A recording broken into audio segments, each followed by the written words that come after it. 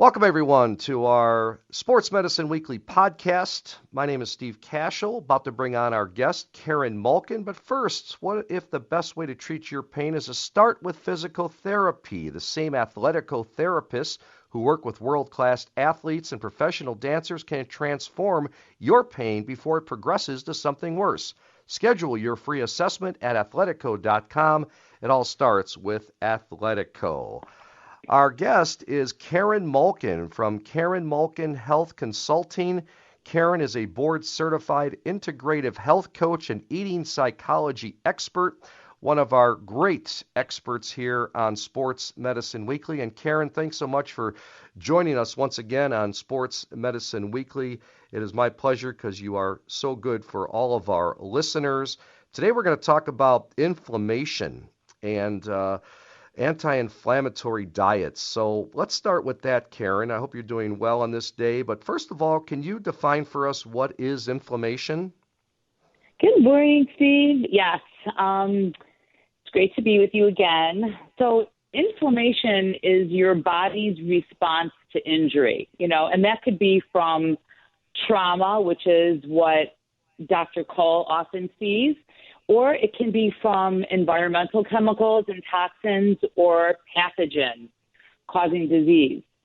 So there's two types of inflammation. So there's acute inflammation and there's chronic inflammation. And acute inflammation is a rapid onset. It's short duration. You hit your arm, you break your leg. It could last minutes, hours. It's wounds that will heal. And ways to fight like an infection, right? So it's amazing how when you cut your finger starts to heal, fairly immediately. And that's our body's response to this acute inflammation. But then the chronic inflammation, you don't always feel that, right? And so, the external inflammation is like you can feel, but that internal inflammation, the chronic inflammation, that could also be known as a silent killer. You don't always feel that.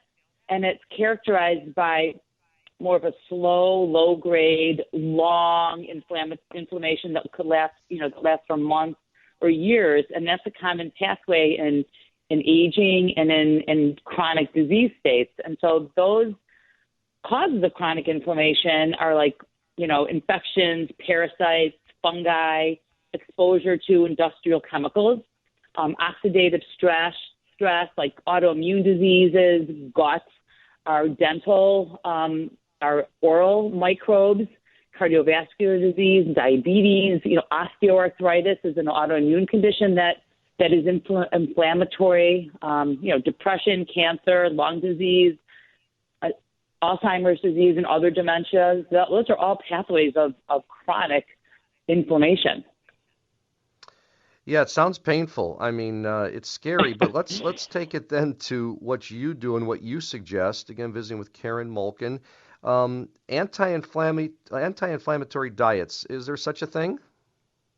Absolutely. And so what I do is lifestyle coaching, and I consult people around their diet, their exercise, their sleep, their relationships, their spirituality, their stress, your resiliency, environmental health, environmental chemicals is a big one these days, especially because I'm starting to see more and more clients with dementia and Alzheimer's disease. I'm also a brain health coach with Dr. Dale Bredesen. So your diet is really important, and it all starts with what's on your fork. And so most importantly, as we all know, we got to cut back on sugar. Right? Reduce our saturated fat intake and ditch trans fats. So we really want to get rid of processed seed oils and vegetable oils because those are higher in what they call pro-inflammatory fats, and those are your omega-6s. We get so many omega-6s in our diet, we don't need to add more, right? You go to a restaurant and they're cooking your food in some type of oil that's not olive oil. It's likely pro-inflammatory omega-6 fat. And then you want to increase the foods that are rich in polyphenols, and those foods would be blueberries, apples, Brussels sprouts, the cruciferous vegetables, which are cabbage, broccoli, cauliflower. And then you want to increase your fiber and your prebiotic and your probiotic-rich foods. And your prebiotic-rich foods are basically food for your probiotics. They feed the probiotics. And so your gut health contributes to inflammation, right? And so you want to really add in more fiber. So fish oil and omega-3s are associated with lowering your inflammatory markers. So we want to add in wild seafood, wild fish, or take a fish oil supplement. Then there's the micronutrients, adding in, making sure you have healthy levels of magnesium. It's one of the minerals that we're most deficient in. Make sure you have a healthy level of vitamin D. You should get your vitamin D checked. And if you're low, definitely recommend you supplement.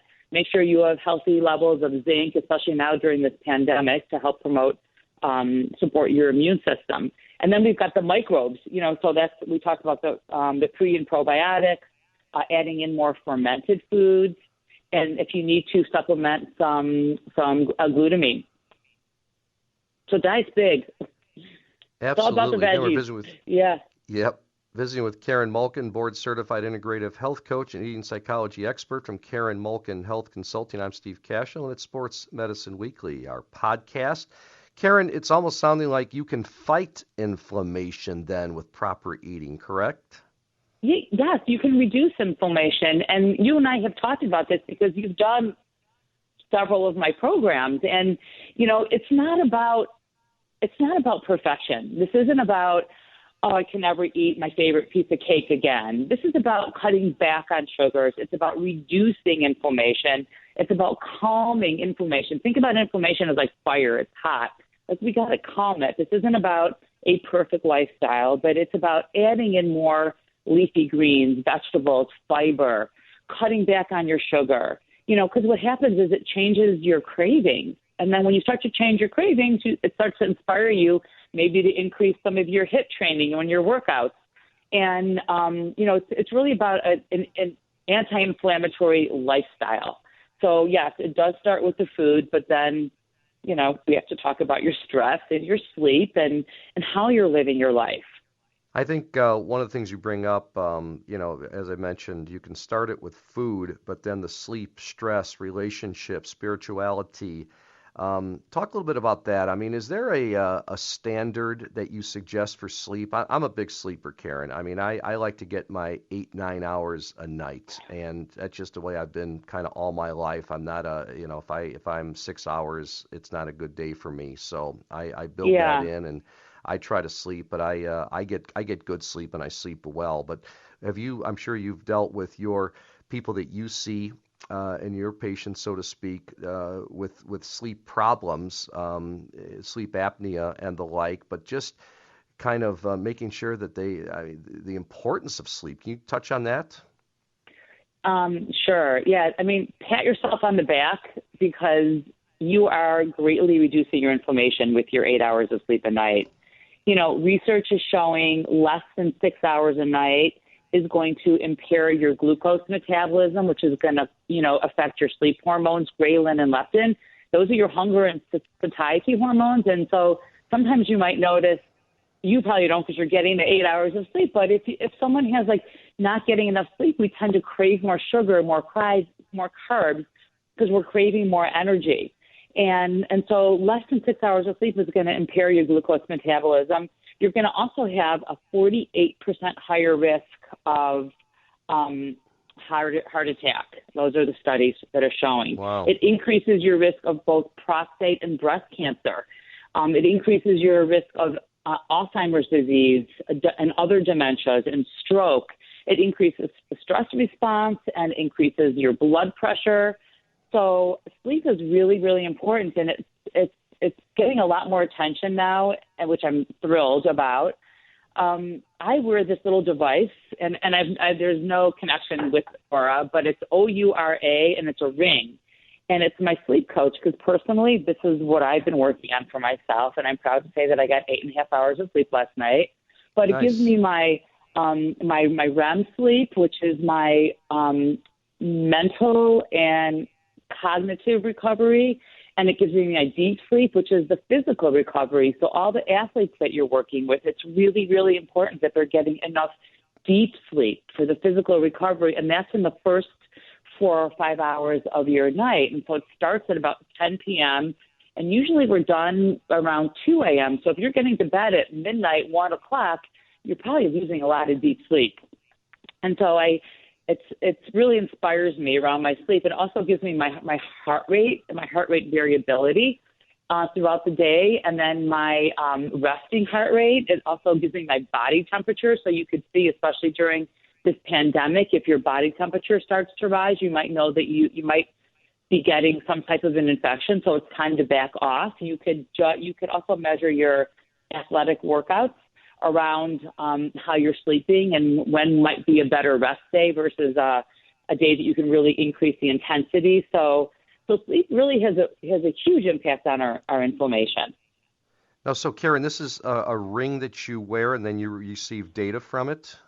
Yes. It's ouraring.com. It's from Finland. You've probably heard of the Whoop band. A lot of the athletic teams are experimenting now with Oura and Whoop. WHOOP. I prefer the ring, but they're both very similar. That's interesting. What about stress, Karen? That's something that is kind of deep inside of us. I mean, at my age now, I'm trying to stay as stress-free as possible. There's when you're in sales and things, it's stressful. Let's face it. I remember I was talking with one gentleman because I don't care what you're selling. When you're in sales are hard, and but stress goes beyond that, and with relationships, money, lives are stressful. COVID right now, and people worried about their families and their elders, and their loved ones. What do you do with people when they say, "Boy, how can I help reduce stress?" Is it it's not a food thing, it's something in your mind, but what does Karen Malkin do? Well, I started meditating, really, really trying to be consistent in a meditative practice. But your breath is something that's with you all the time. And even 5 deep breaths can sort of help your body get out of that stress response. Because, we're living now like in a day in and day out, low-grade inflammatory stress response with, like you said, this pandemic, with our worries, with financial concerns, with our own health, with the inability to see our kids and parents, and really just how we're living our life right now. The immune system is impacted by the stress response because it increases oxidative stress and causes this long-term low-grade inflammation. And when the stress response is triggered, your central nervous system inhibits systems such as like digestion. So you're not digesting your food well when you're in a stress response. It inhibits growth. It also inhibits reproduction. And so, you find young people that are trying to conceive these days and having a lot of difficulty. And I tend to I encourage them to really consider reducing their stress when they're trying to have babies, these young couples. And then the release of the stress hormone, it occurs within seconds, right? So when you start to have a thought, and stress can be any real or imagined, threat to your body. You could really imagine something happening or could really be happening. Your body's going to elicit that stress response in the same way. It doesn't know. So you're going to respond within seconds. It's going to affect potentially your cognition. I mean, Steve, have you ever been so stressed that you can't think straight? You're just right? You got to settle down. Well, my heart beats fast, and you got to say, let's just breathe and try to relax here, because you know what, nothing is that important. It can't be handled, right? Well, yeah, and so breathing. When you leave, I don't know if you've ever done yoga, but they have this at the end of yoga. It's called shavasana. When I leave a yoga class and I'm feeling calm and centered, I feel like I can handle anything. Like you can, throw me any stress now. I can handle it because I can think clearly. When you're in the parasympathetic state with your stress response is down, your cognition goes up, your IQ goes up. So before a test with your kids, students, do the deep breathing, really help get your body in a state where you can function well. And so cognition goes up. When we have a stress response, we start to feel fear and anger. Sometimes you start sweating. It impacts your endocrine system. It affects your thyroid health, your gut health, your GI tract, like you said, your heart rate starts beating, right? So now you've got your cardiorespiratory system that's being impacted. It affects your metabolism.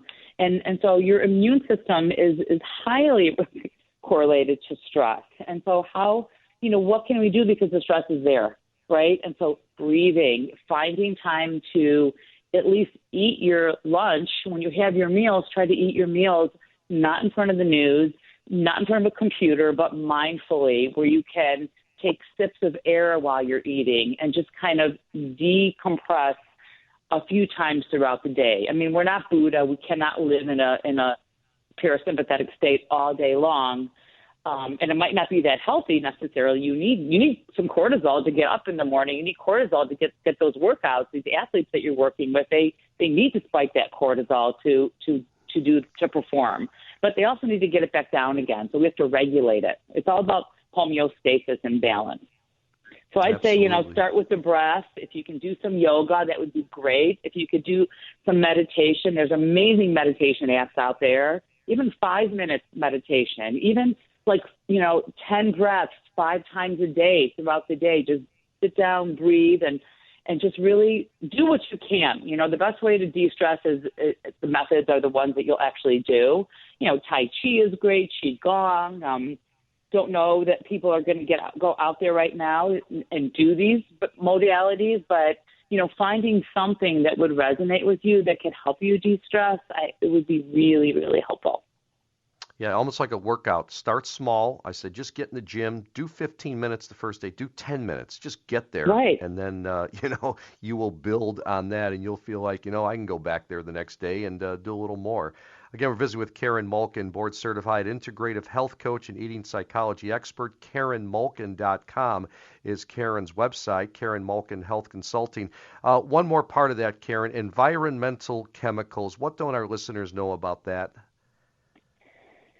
Oh, that's a big one. As you know, I serve on the board of the Environmental Working Group, and and it's a great resource for your listeners, ewg.org. They have a tap water database where you can key in your zip code and learn all the contaminants in your water, and they also provide a list of filters that can filter out those contaminants.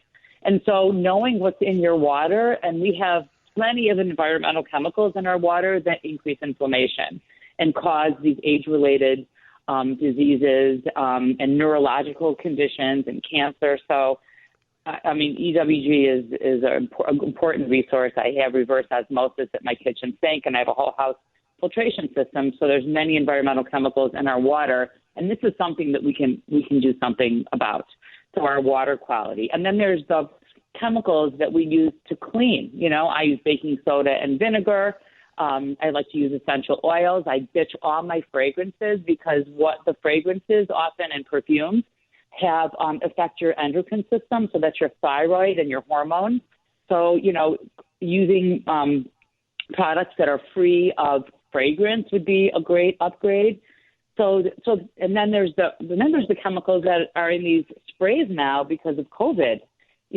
We're spraying down surfaces and airs with all these toxic chemicals to kill the virus, which we need to do, but we're also inhaling these chemicals, right? So you can ingest these chemicals through eating and drinking. You can inhale them through your nose.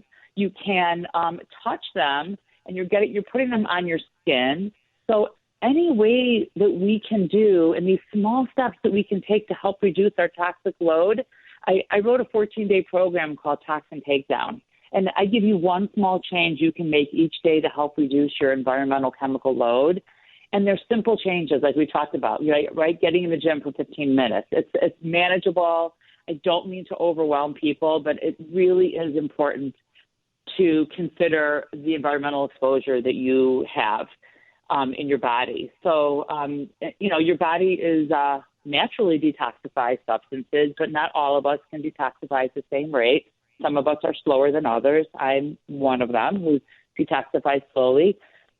And so there's a lot we can do, and that's kind of what I do with my clients. I help give you one small baby step changes you can make. And then you notice after a month, wow, I'm living a completely different life. I'm eating differently. I'm breathing differently. I'm drinking, higher quality water. And yes, I still go and enjoy the things that I want to have. But I'm overall like the 80-20 rule. Oh, that's great stuff. And again, I think it's being aware. When you bring up aerosol sprays, I'm even thinking about, I've changed what I put on my underarm deodorant, and trying to keep some of the there's more natural things you can use now, and I'm aware of that. So I think it's being aware when you bring up these things, because people just are used to living the way they've lived since the 50s, 60s, or whatever, and the way their parents did, and then all of a sudden these companies are making all these chemicals, and they're not good for you. So you make people aware, and I think that's really important. Karen, before we let you go, we always talk about your Karen Malkin Protein Brownie Bar and Superfood Bars. Best tasting bars in the market, certified gluten-free, paleo, no added sugar. Karen's Protein Brownie Bars, Superfood Bars, available on Amazon and at KarenMalkin.com. I always tell, my sons, they love those protein bars. They're big athletes, but as soon as they tasted your brownie bars and your superfood bars, they enjoyed them. And so all of a sudden, what you buy from the local, grocery store or the Target out there, thinking that they're, a little bit better than candy bars. Can you touch on that and what we should be looking for? Because a lot of people are living on these, Cliff bars and protein bars they buy from the store. Oh, yeah, thank you. Yeah, I've got a couple sports teams actually buying the protein brownie bars. It's made with whey protein, sweetened with dates. It's got cocoa powder and chunks of cacao chips. So the chocolate chips have no sugar. It's 100% cacao. And they're just absolutely delicious. It's got some coconut oil in there, and it's made with almond butter. And they're just so delicious. And then my new superfood bars are coming out soon. And those are vegan, and those are made with cashew butter, and it has hemp seed, chia seed, flaxseed, cacao nibs. It's got some spinach and kale. It's got some microgreens in there. So they're two different tasting bars, but they're both very, very delicious. Excellent. Well, great job, Karen. I really appreciate it.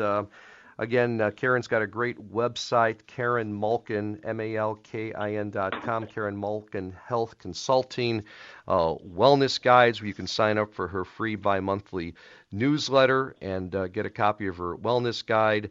It's a personal path to wellness, and don't forget the superfood bar, the protein brownie bars, and also the 14-day transformation. So KarenMalkin.com. And Karen, great stuff as always. Thanks so much for lending your expertise. And you're always a popular person here on Sports Medicine Weekly, so we thank you for that. Thank you. That's Karen Malkin, board-certified integrative health coach and eating psychology expert from Karen Malkin Health Consulting. And before we say goodbye, I want to thank one of our other partners, JRF Ortho. They partner with orthopedic surgeons to improve the quality of life of patients by enabling them to have an active life through the generous gift of cartilage and ligament transplantation. Please go to their website, jrfortho.org, to learn more and sign up or be a tissue donor at donatelife.net. That'll do it for this Sports Medicine Weekly podcast. Many thanks to our producer, Shane Reardon. And we'll talk with you again next time. Thanks, everybody.